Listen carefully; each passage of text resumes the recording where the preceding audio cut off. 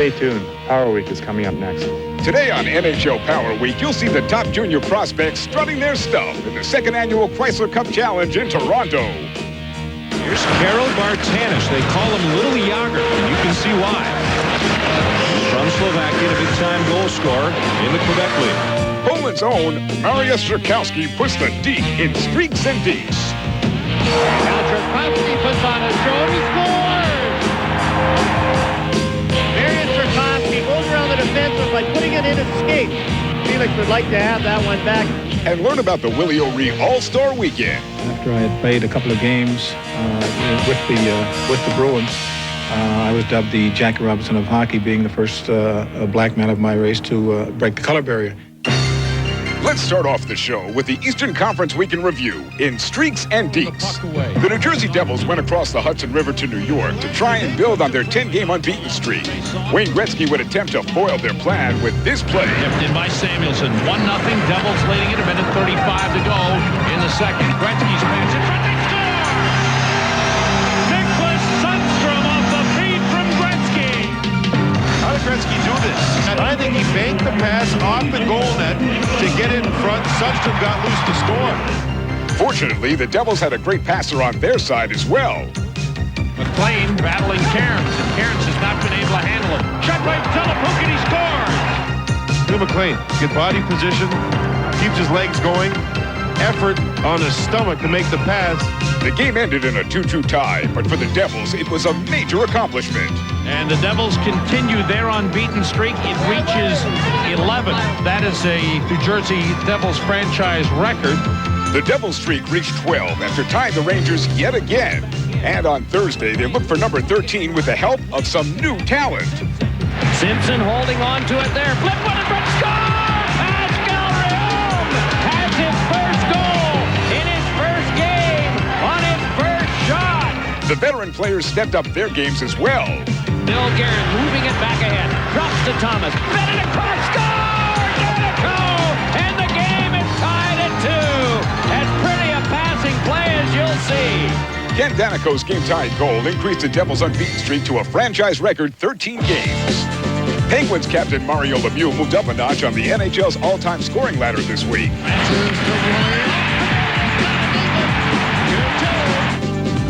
With that goal, Mario Lemieux has taken over sole possession of 6th place. All time. Back to the streaks. The Buffalo Sabres look to stretch their unbeaten streak to 11 games as they hosted the Islanders. Pekka, number 27 for the Sabres. Sends May in. Brad May fires, he scores!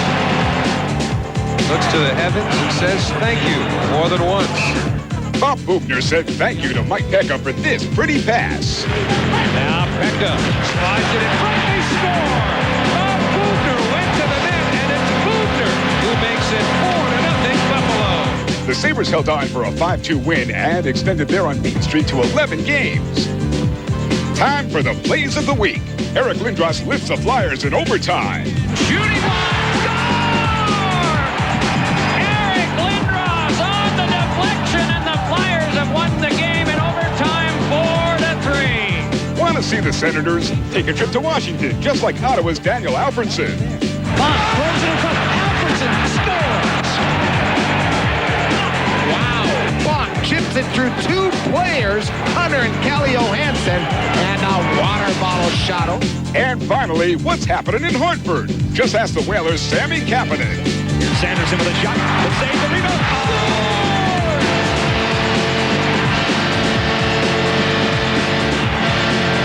Hey, what do you say, Sammy Kapanen? He is happening. What an effort by Sam Kapanen. The Whalers are in sole possession of 3rd place in the Northeast Division, and check out Ottawa. This might be a playoff year for the Senators. Over in the Atlantic Division, the Philadelphia Flyers have a 9-point lead over New Jersey and Florida for the number 1 spot. The first entry draft selection in the history of the Mighty Ducks is Paul Correa of the University of Maine. Right on again, Bob. The NHL Draft, launching pad for the top careers in pro hockey. But before the draft, most players are unknown. Teenagers who skate and shoot in relative obscurity. But that might soon change. The second annual Chrysler Cup Challenge was held earlier this month in Toronto, and buoyed by two celebrity coaches, it gave hockey fans a chance to see the future stars of the NHL, and it gave the top juniors from the Canadian Hockey League a taste of the big time. Score a couple tonight, buddy. All righty, coach. No problem. Thanks, sir. Have a great game tonight. All righty.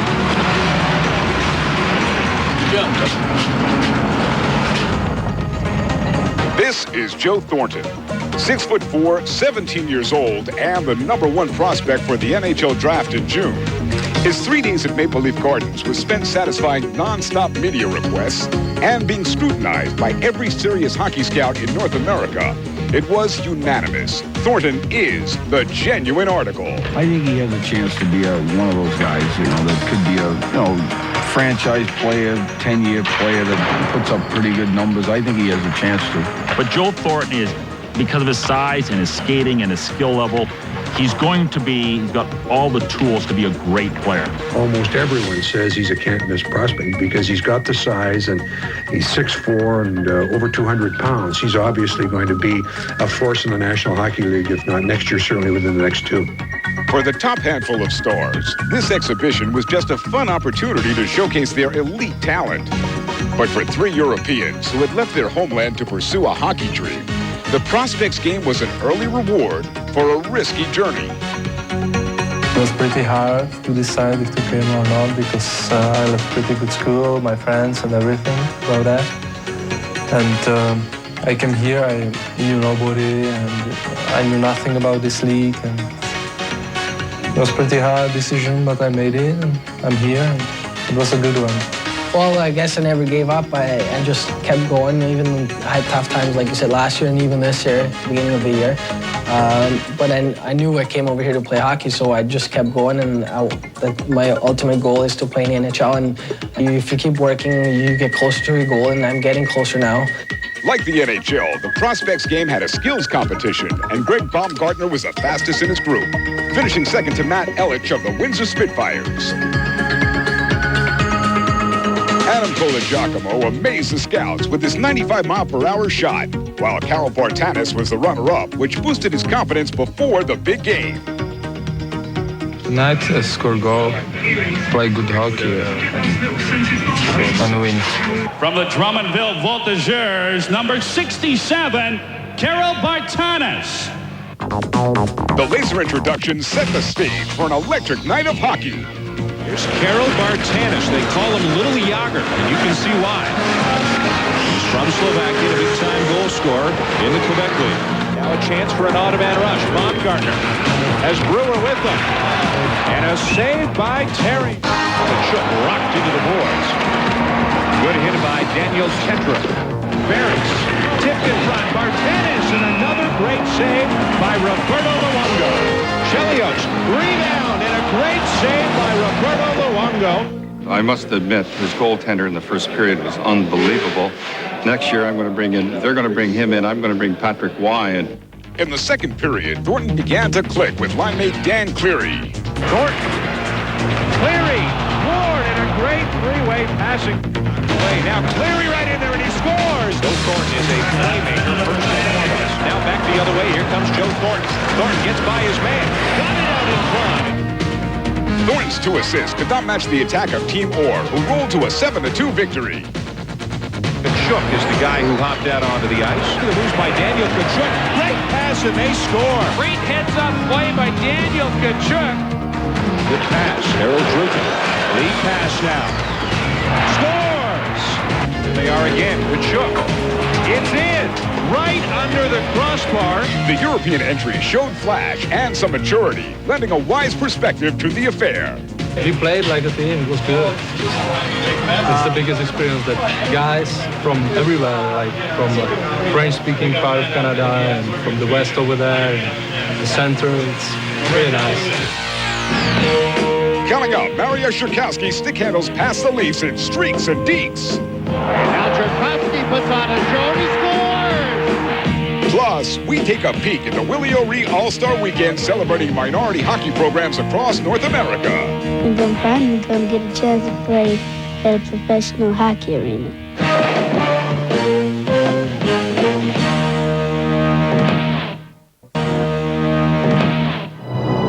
Now it's time for Streaks and Deeks West, where an ancient rivalry resumed in Montreal, a Canadian classic, the Leafs and the Canadians. Toronto had not beaten Montreal in over 4 years, but Matt Sundin got them off to a fast start. Sundin rubbed it back. Leafs coming in. Allen to Sundin. Scores! And the Leafs take a 2-0 lead. Then Wendell Clark took over. Clark up over the Montreal line with a shot. Scores! Wendell Clark makes it 4-1, and Clark gets his 3rd goal in the last 2 games. All the Toronto fans that traveled from all distances to be here for this one are going home happy tonight. Former Colorado goalie Stefan Pisset is now doing the job for Los Angeles. And it's a great save. Here it comes across. There's Sillinger, chips it. Pisset makes the save. Okay, he's got it. Career shutout for Stefan Pisset. And the Kings come out. Congratulate Stefan Pisset. Detroit's Chris Osgood also had a shutout at the expense of the Calgary Flames. Front T-top. And just under a minute remaining. 24-year-old Chris Osgood has shut out the Calgary Flames. Ozzy gets his 5th shutout of the season and the 13th of his NHL career. In Edmonton, Mario Shirkowski had a night to remember against the Maple Leafs. Now Shirkowski puts on his throw. He scores! Mario Shirkowski goes around the defenseman by putting it in his skate. In on Felix Potvin, and I know Felix would like to have that one back. Pass put off Clark. Shirkowski, 3-0. Up Shirkowski. Shoots, he scores! That's his 2nd hat trick this season. Up on the right side is Shirkowski. Got a man with him. It's one. Shirkowski, who's just lit it up tonight. Perfect pass. The Coyotes' Jim McKenzie used his hands for scoring on this amazing night in Phoenix. Backhander score! Tipped in front by McKenzie. Gardner shoots and a save. Rebound score! Jim McKenzie with his 2nd of the game. Coyotes pick up the loose puck left side. McKenzie for the hat trick. He scores! The hat trick for Jim McKenzie. And McKenzie has the big celebration right here. Hat trick for the big left winger. And now let's enjoy a week's worth of offense from the coolest guys out west. Gilmore read the play, walks right in on McLean and backhander, he scores! Gilmore moves up ahead, the play onside, and Gilmore shot the second goes in! That's 2nd of the game, 5-2 Toronto. Situation, Correa steps up for an eye, looks and shoots and scores! Oh, Correa! Short-handed goal for Anaheim. Again, got a piece of it, centering pass, and Ruchin scores! Once again, it's Paul Correa. Lindstrom with room, feeds Lariano, he scores! And what a pass by Lindstrom to Lariano. Lariano out behind it, that now moves over the goal line. Shanahan, it's off the crossbar, into the net, and there is a 16th power play goal for Brendan Shanahan. Shanahan's Red Wings continue to pursue Dallas for the top spot in the Central Division. While the Colorado Avalanche, who have already clinched a playoff spot, are in command of the Pacific. Mario Lemieux is attempting to become the first player to hit 100 points this season, while Shanahan rounds out the top 10 with 38 goals and 29 assists for 67 points. Willie O'Ree became the National Hockey League's first black player 39 years ago as a member of the Boston Bruins. Although he only played 45 games in the NHL, his professional hockey career lasted over 20 years. Well, when I broke into the National Hockey League in 1958 with the Boston Bruins, I played my first game in Montreal. And apparently, after I had played a couple of games with the Bruins, I was dubbed the Jackie Robinson of hockey, being the first black man of my race to break the color barrier. The Diversity Task Force was created in 1994 and includes the NHL, USA Hockey, and locally based hockey programs whose mission is to introduce the game of hockey to a broad public spectrum. The initial event was the Willie O'Ree All-Star Weekend. This year, the second annual event was held in Chicago with assistance from the Blackhawks.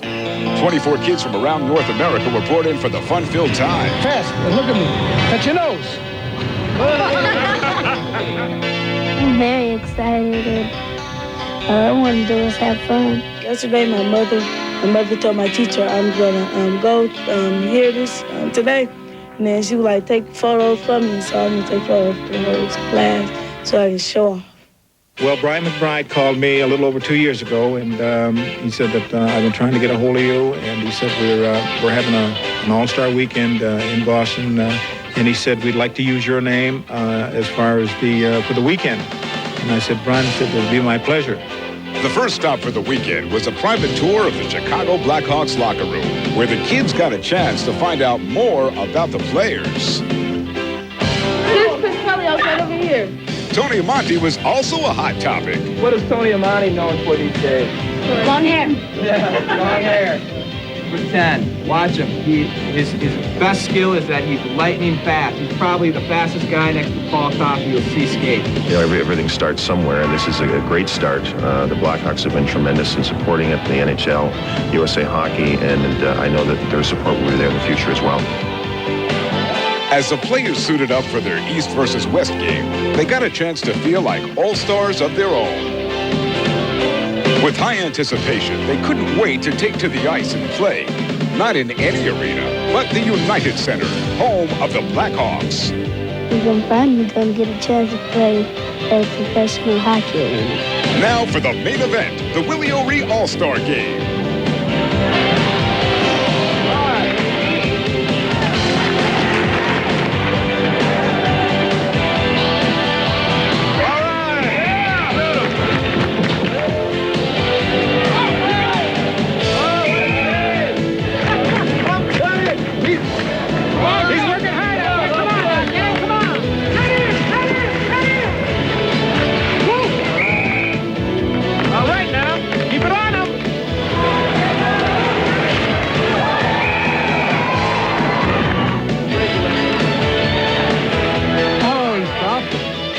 We can win this game. We can win this game now. We got to put a little more effort into it. We can do it. Get up. Get it up. Oh! Come on! Get the puck out. All right. Good job. Good job. All right. I knew you could do it. The West came out on top 5-4, but everyone was a winner. What the Diversity Task Force is about is just giving kids a chance to play, giving them access to the game. Kids of all color, just all backgrounds, girls and boys, and this game is the highlight of all of that. Before the Rangers-Blackhawks game, Ranger forward Luke Robitaille stopped by. All right, I'll sign you that real quick. You better hurry. Bring him over here. Before a packed house, the kids had some fun as they watched the home team skate to a 2-0 shutout. I think this program really helps the kids to feel like all-stars. And I really think they get the sense that this is something extremely special for them. Another highlight of the weekend was meeting some of the Blackhawks.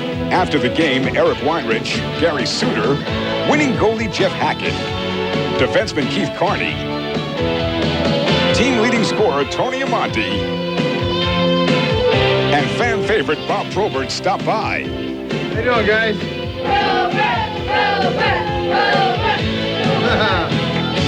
I met new friends from different states, cities, and I met Willie O'Ree and the Chicago Blackhawks. Well, I think it should be an annual event. I don't think we should stop after 1 or 2 times because it highlights and showcases children from all over North America. What will the kids say to family and friends when they get home?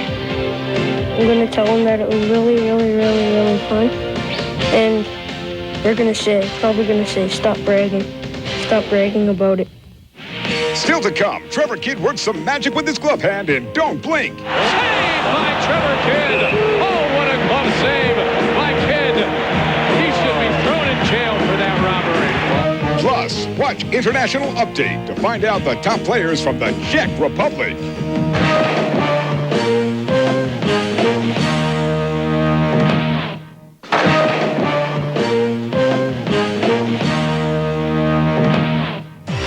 It's time now for the week's best saves, hits, and bloopers on this edition of Don't Blink. Kelly Rudy of San Jose starts us off with this gem against Chicago. Across for Daze, and a great save by Kelly Rudy. Daze pulled the trigger just like he did on the goal earlier in the period, but that time Rudy was on the spot. Tommy Sallow of the Islanders watches this Penguin power play closely. You, Francis, and then Willie, who shoots it, tipped, and Sallow with a grab. That one was changing direction, and Sallow brought it back. Guy Bear of the Mighty Ducks denies the Maple Leafs by covering the entire net. And jammed it, some danger. Oh my! What a save by Guy Bear, and you saw Matt Sundin look up to the hockey heaven. Now the week's big hits.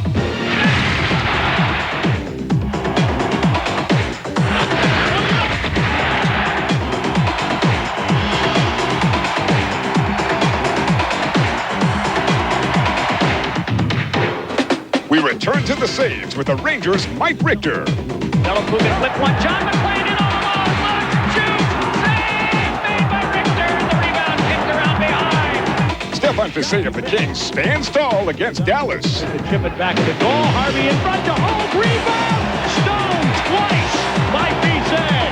Next, the Capitals' Olaf Kolzig stones the Lightning with the pads. And here's Anderson sending it full down with Toms, the pass to Duffy, what a save by Olaf Kolzig.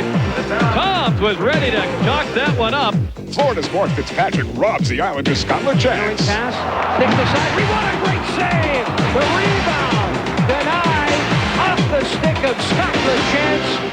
Remember last season when Chicago's Jeff Shantz couldn't negotiate a left turn at the goal line? Let's see if he's mastered that maneuver this year. Boy, just the bad breaks keep piling up. There are two prime scoring chances with Terreri out of the way. Now, Jeff Shantz trying to pull up in front of Kelly Rudy, just lost his edge and went crashing into Rudy and into the net. Well, practice makes perfect, Jeff. And if you want to be great at this game, you better start at an early age. Back to the saves at Hartford's Jason Mazzani. Feeds it back to Dean. Save, rebound. Oh! Somehow Holik did not get it in. It must have been the goal stick of Mazzani. Calgary's Trevor Kidd has the save of the week. Short-handed walking in. Saved by Trevor Kidd. Oh, what a club save by Kidd. He should be thrown in jail for that robbery. Wow. Now for International Update, where this week we catch up with the players from the Czech Republic. We start off with some defensemen who provided the offense. First, the Flyers' Peter Svoboda. Eric Desjardins calmly hands off for Svoboda. Here's Bruce going wide on the right side. Back to Svoboda right in. He scores! Top shelf, a beautiful backhand by Peter Svoboda. This pretty backhand goal was Svoboda's first of the season, giving him a total of 10 points on the year. While Roman Hamrlik struck for the Lightning. Chris Gratton came over to get it. Players falling all over the place. Hamrlik scores!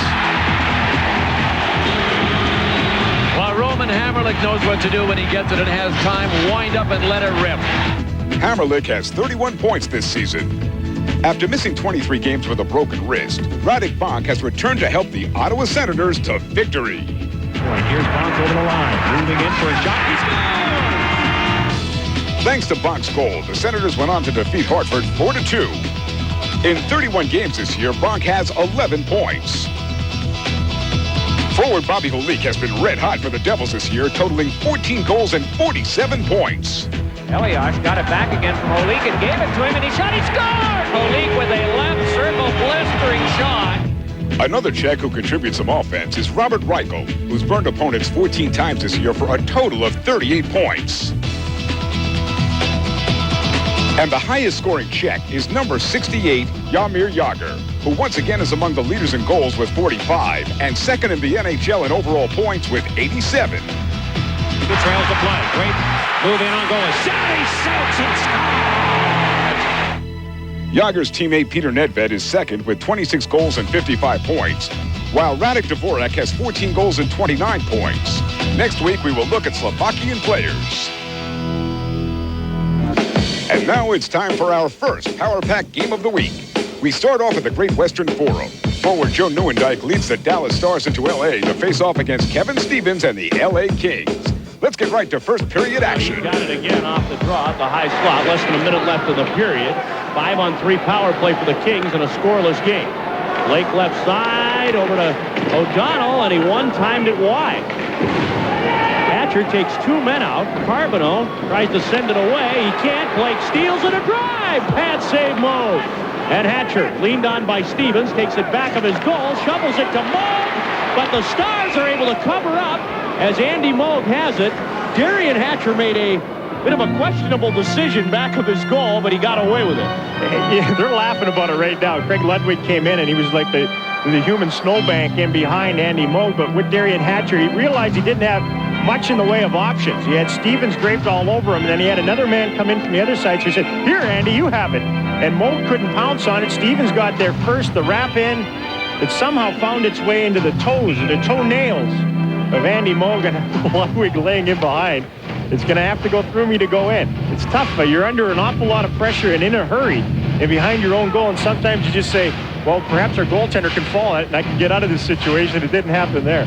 Ludwig stays on. Hatcher is off. Matt Tkachuk in his stead, and Gilchrist for Carbonneau here. 5-on-3 with 32 seconds left in the period continues. Here's Blake to LaPerriere along the near boards. To Blake, left point, a shot, tipped in front. LaPerriere, a drive, Moog the save, rebound in front, and it's covered, I believe, by Ludwig. Still a 5-on-3 advantage for the Kings. 21 seconds left in the period. Off the draw, Blake has it, left point. O'Donnell, a shot, score!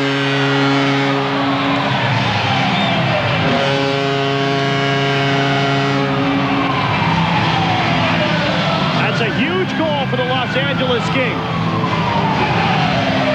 And if it's O'Donnell's goal, man, is this kid smoking right now. Played his junior in Sub Korea. Had a 2-game goal streak coming into this game this afternoon, and 3 goals in the last 5 games. If they give this one to him, they're going to say, Rob Blake who? We have this O'Donnell. Chris O'Donnell, Batman's sidekick from the point. He just let it rip. And I don't think Andy Moog caught up with it, and it might have gone off the shin of Darian Hatcher as he was coming out to meet him. I think it did. I think it went off the outside of the shin of Hatcher and past Moog, and it's a 1-0 lead on a power play goal. With 5:20 to play in the second period, and, well, I'll tell you what, if this is exactly what Los Angeles wanted, a bad game where the Stars are unable to get into it at any level, Razor, and they are just taking this 1-0 lead to the bank. You betcha. They're out shooting them right now. Mike Modano can't seem to get anything going, especially in the goal-scoring department. He does lead the team in scoring, in goals, in plus-minus. He's tied for first at a +22, but he's looking for his first goal in February. He's played 6 games. He does have 5 assists in those 6 games, but he has yet to beat a goaltender. Jure Lehtinen has been out of 5 of those 6 games for Modano, Razor. Did not play all that much in the game that he was in. He was re-injured in the second period against Phoenix. Here's Modano again along the right wing side into the slot for Harvey. It bounces to Zubov, carrying it deeper in front. A shot, they score! Gilchrist and Sergei Zubov set him up about as neatly as you can set the table. And Gilchrist came in and slammed it home for a 1-1 hockey game. Modano with some good work along the wall. Zubov finds his way into the slot area, walks in, draws a couple of people towards him, and then dishes it off, and very quickly, bang, bang. It wasn't on the tape for much more than a second, and it's a goal for the Stars and a tie hockey game. They needed some life. They got it there. We now go to the third period with the score still tied at 1. 3 of the last 4 Stars games have gone to overtime, and Dallas has won each of those 3 games in the extra period. At Phoenix and at home against these LA Kings, and then 2 days ago at home against the Detroit Red Wings. We are 2 minutes and 45 seconds away from seeing overtime for the 4th time in 5 games for the Stars. Langenbrunner overtaken at center. Kevin Stevens putting it in. Back of Moog's goal. Andy swats it up the boards to his right. And Langenbrunner hauls it out again. Running into Nurminen at center ice. Kings recover at their own line. Play it ahead, but it's picked off by Modano. Here comes Modano and Gilchrist into the zone. Modano, a shot right on, and Fisset makes that save. That is the 35th shot on goal of the game for the Dallas Stars. High shot totals. I mean, this is a normal afternoon or evening for the LA Kings and their goaltending and their team to have 35 shots on goal, but it's abnormal for the Stars to give up over 30 shots per game. So 33, 35 are the shots right now. Both goaltenders have been very, very good in this one this afternoon. Let me ask you this one as a sort of an intangible or an emotional edge. Does the Stars' habit of winning these close games and the Kings' habit of losing these close games come into play here? Oh, yeah, definitely. It's the find a way to win, find a way to lose theory. And until you actually can find a way to win hockey games, you continue to lose them. And that's what the Kings have done. Here's Gilchrist now bouncing one wide of the Kings' goal. Harvey takes a hit from Blake along the boards, but recovers the puck. Blake still pressing him. Madonna now to Gilchrist. A shot, safety save, rebound, score! They did it again! Madonna with 2:03 left in the third period cashes in, and the Stars have a 2-1 lead. Just what we talked about.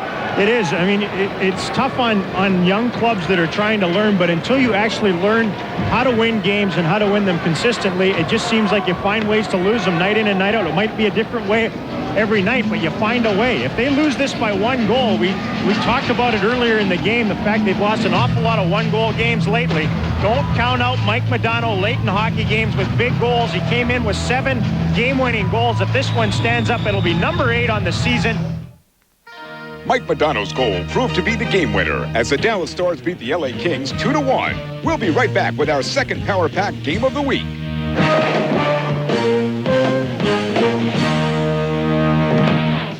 Our second Power Pack game takes us to the Core State Center in Philadelphia as Paul Coffey and his Flyers prepare to battle the Hartford Whalers. We pick up the action late in the first period. It was funny how you read the quotes in the paper and you talk to the players. They blame themselves. They thought they were pathetic on the ice, and it was their own fault. Deneen over the line. Moving in now in the cut. Lost his footing. Here's Castles down low. In the corner now in the slot. Deneen with room. Shoots. He scores! Kevin Deneen as it broke off the pads of Garth Snow. 4:11 left to go in the first period. 1-0 Whalers. There it is. There's that big goal I was talking about. Great play, Kevin Deneen. Let's get a lot of wood on this shot, but a good solid pass and some good puck movement down low for the Whalers. They set up Andrew Castles. He's the guy that has to have the puck. And on that 5-3 we talked about, he didn't have it against Ottawa. But there's the shot. It squeaks through. A good play by Stephen Rice in front of the net with Michel Petit to screen the goaltender. Here's Castles. He's got the puck. He finds Kevin Deneen. Look at that shot. It was a little squirter off the end of the blade. But Rice in front of the goaltender screening all the way. And sometimes when you hit the net, it'll find that hole. Watch the blade. Look at that. Little shank maybe off the end of the blade, but I tell you, it had the right spin on it. Not many times you shank something and it goes the right way. But Kevin Deneen with his 14th goal, a big power play effort for the Whale. About 3 minutes gone in the second period. Hartford leads it 1-0. If you're just joining us, the goal, Kevin Deneen is 14th from Castles and Lecision at 15:49 of period 1. John LeClaire wipes it in. Jason Mazzotti out to play it to the corner. There's Lecision. Up the boards, gloved down by Chris Terrien. His shot chip. Mazzotti says no, it's loose. Curtis Lecision has it. Off the boards, Terrien on the pinch. Chris Terrien. Along the boards, now watched by Ranheim. In the corner it goes. Here's LeClaire with Lindros in front. He trades places with Brindamore. LeClaire up top, Chris Terrien. Down low, they snap it. Here's LeClaire. They score! It looked like Mazzotti may have made the save, but Don LeClaire on the doorstep gets the goal. Beautiful tic-tac-toe passing by the Flyers, and they tie it. It just squeezed through Jason Mazzotti's pads. But watch the pick right there by Brindamore on Featherstone, and that gives some time for the Flyers to move the puck around a little bit better and gets Featherstone maybe out of the play, and there's the pass right back in the shot. You see Mazzotti makes the save, and it just trickles over the line. Terrien goes down low. There it is. It's Brindamore to LeClaire. LeClaire fires a one-timer. It was tic-tac-toe, but again, it all started just before that when Rod Brindamore made a great pick on Glenn Featherstone for LeClaire to get the puck back to the point. And at any time you're allowed to maybe pick a guy and get him out of position, you may get in trouble. And that's exactly what happened there. It freed up LeClaire to get the puck back from Brindamore. A nice goal, tic-tac-toe. And Mazzotti just got a piece of it, but not enough. Well, John LeClaire gets the power play goal from Chris Terrien and Rod Brindamore at 3:28. And the Flyers have tied the game. Through center ice now, it's John Bruce. Back of the net, Jason Mazzotti sets the table for Merrick Malik. Out the wing boards, it's Primo. Tapping ahead for Steve Rice.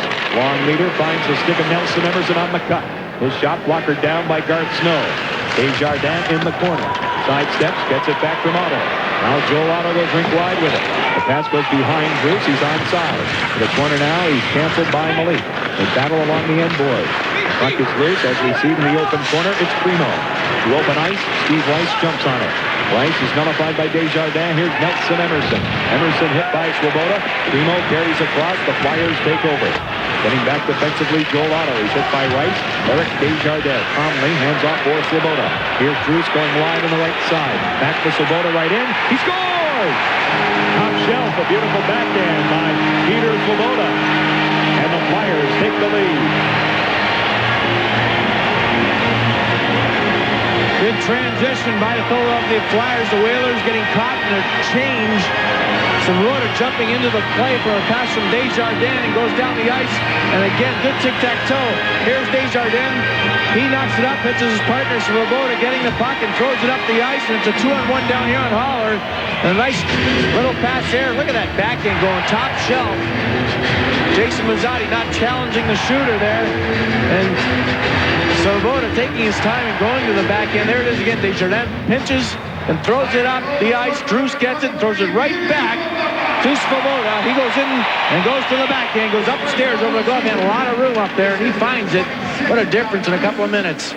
First goal of the season for Peter Swoboda. John Druce on the helper at 4:22. With Terry Murray's Flyers ahead 2-1, we take you to action late in period 2.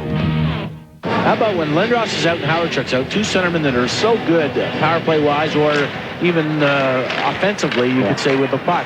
So they get John Druce and Pat Falloon come into the lineup and play exceptional hockey. Both of them are on streaks. Druce had a couple of goals the weekend with an assist and got an assist tonight. And they were both sitting out. So you got two guys that go out. You have two guys fill holes that play tremendous hockey. Lindbergh through center, broken up by Ranheim. Here's a transition and a breakout here and a breakaway for Kevin Dineen. He scores! Kevin Dineen with 2:24 left to go in the second period. The Whalers have tied it. Take a page out of the transition of the Flyers to the Whalers smother in the neutral zone. End up getting a break. And Kevin Dineen, a nice little play in the neutral zone, is in all alone. Watch this play happen. They get all over the Flyers, and Ranheim, a good job there, stripping the puck. And there it is, a good little pass there by Castles to Dineen, who had more steam, more velocity in his skating, and more velocity in his shot, as he puts it right through Garth Snow. But again, Paul Ranheim gets the puck there, throws it up to Castles, tips it up to Dineen, and Dineen is in all alone and finds a hole. A great goal, his second of the night. But some good work in the neutral zone, checking wise, and Dineen follows up with his second goal tonight and another big one late in the second period. Primo, Emerson, and Rice. 30 seconds left to go in overtime, and off the draw, the Flyers win the faceoff. Eric Desjardins. This way, Peter Swoboda has one of two Philadelphia goals. He sends it deep around the boards it goes. Flyers try to track it down loose in the corner as you see. Right around the boards this way. Here's Emerson trying to salt ahead. It's knocked down. Cody shot blocked away by Mazzotti. Look out. After it now is Druce. Druce along the boards, nullified by Wesley. Rice knocks him down. It's dug out by Joe Otto. Otto hit Primo with it. 2 seconds left in overtime. Hit a back on it, and the Whalers earn 1 point in Philadelphia. Terrific game. Get ready for a Pacific Division battle as the Vancouver Canucks take on the San Jose Sharks. We begin in the first period with Vancouver on a power play. Look at Bure. Gets it up there to Tikkanen. Trying to return the favor in front. Bure and Courtnall right up there. Canucks 45 seconds to go on the power play. Bure being challenged by McSorley. Courtnall moves into the mix. Here's Courtnall. Has Ridley and Bure as options. He goes to Bure. Back out to Lume. To Bure again. Lume with it. Back out Bure. Fired that puck wide. 18 seconds to go on the power play. Delayed penalty coming up now. It's going to be against the Sharks. Hedeken gets it up there. Linden scores!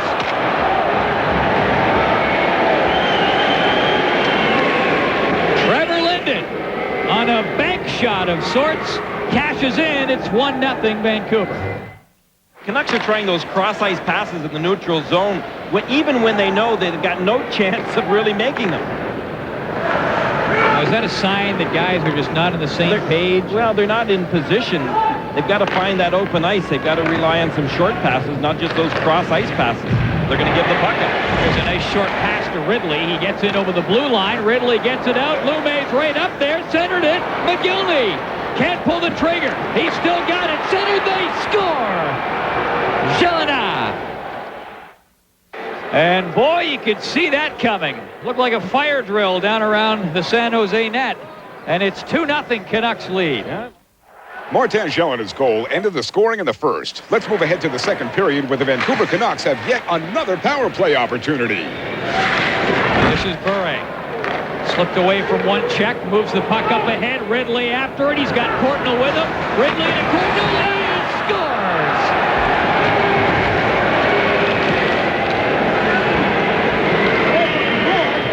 Russ Courtnall with a power play goal, and it's 3-0 Vancouver. Well, the Sharks were smelling that the Canucks were having trouble coming out of their own end. But then all of a sudden it was a 2-on-1, and Bodger really made a cardinal sin. A 2-on-1, you don't commit yourself, but Bodger did. He went down, and it created the opportunity. The bad pinch by the Sharks. When you're killing the penalty, you don't do that. But they were sniffing the opportunity. Vancouver leading 3-0. Here's Bure. Has Sillinger with him. Feeds it over.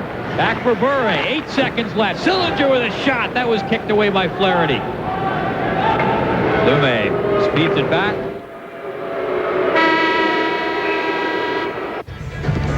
The Sharks have not been able to put a puck by him, and it's good to see the confidence level right now after 2 periods of play running very high for Corey Hirsch in his last 5 starts. Well, they've been a miserable 5 starts. 28 goals during that period of time, and for Corey Hirsch, things have been pretty bad.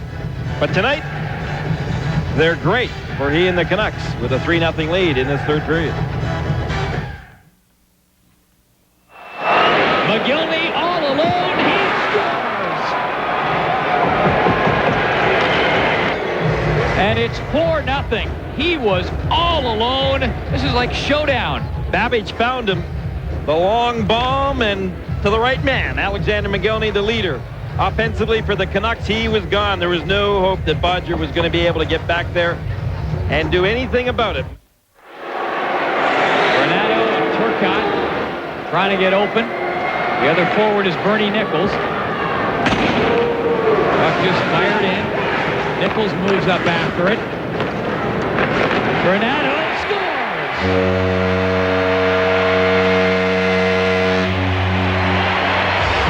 Renato fired it in front, and it went in, I believe, off of Turcotte. And it's 4-1, the Sharks on the board. I would give it to Granato, but we'll see what the official is. This is Gill. Rolls it up ahead. Friesen battles his way in over the blue line. Sillinger knocked it down and banks it out. A race for the puck. Look out. Here comes Bure. He's in. He scores.